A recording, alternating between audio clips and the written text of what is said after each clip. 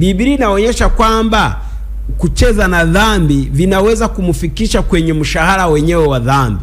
Dhambi ina mshahara wake, na mshahara wa dhambi bila shaka ni mauti.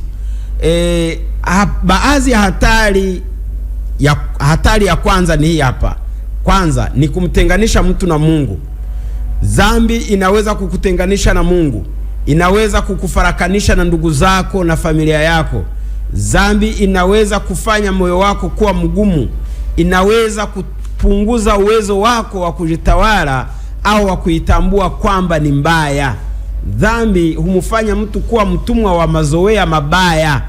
Dhambi hupunguza nguvu ya maombi na ukuaji wa kiroho, huleta huzuni, hatia, hata na aibu.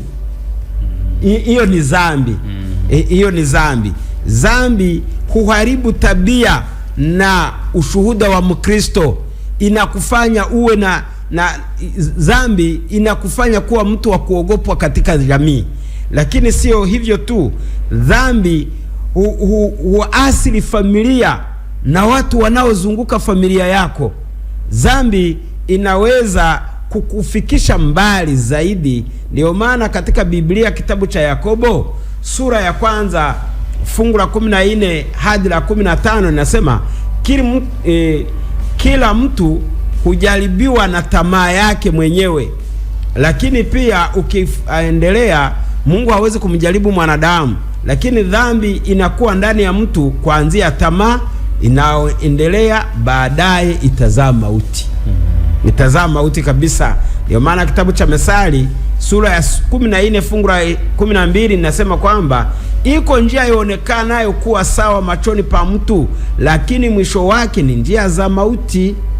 Ulianza ukiona ni njia ya kufurahisha, unakunywa pombe unaona ni kitu kidogo, unatukanana unaona ni kitu kidogo, unazini unaona ni kitu kidogo, unafanya kitu unaona ni kitu kidogo, lakini hatima yake ni kwamba ni njia ya mauti.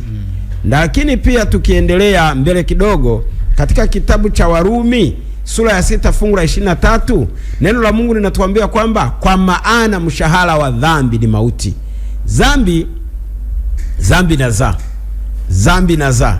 Na dhambi kama inazaa nini? Inazaa mauti. Tukisoma katika kitabu cha Mhubiri sura ya 8 fungu la 11 Biblia inasemaje? Tukiangalia pale Mhubiri sura ya 8 fungu la 11, sijui mwenzangu anaweza kusoma ili tuone. Hapa maandiko yanasema, ndio, kwa sababu hukumu juu ya tendo baya haitekelezwi upesi. Mioyo ya binadamu huthibitika ndani yao ili kutenda mabaya. Asante, komea hapo kwanza.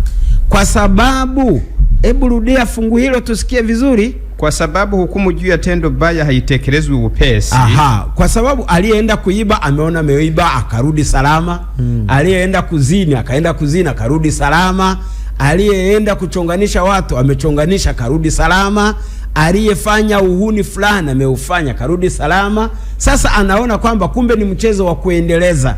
Hivyo mioyo ya wanadamu huthibitika ndani yao ili kutenda mabaya. Yani anasema kwamba kwani mbona nilifanya imekwaje? Mimi na fulani tulienda tulirudi salama. Tumenunua gari, tumeiba, tumenunua gari. Si hapa. Si nimenunua kiwanja, si hiki hapa. Sasa tatizo liko wapi? Kiasi kwamba unapomkemea mtu dhambi, anakuona wewe ndo mwoga, wewe ndo unaleta uungwano sio kuwa na maana. Wakati mwingine anasema kwamba wewe Ukristo wenu mimi unaupeleka kule bwana. Maisha ni lazima upige huku na kule.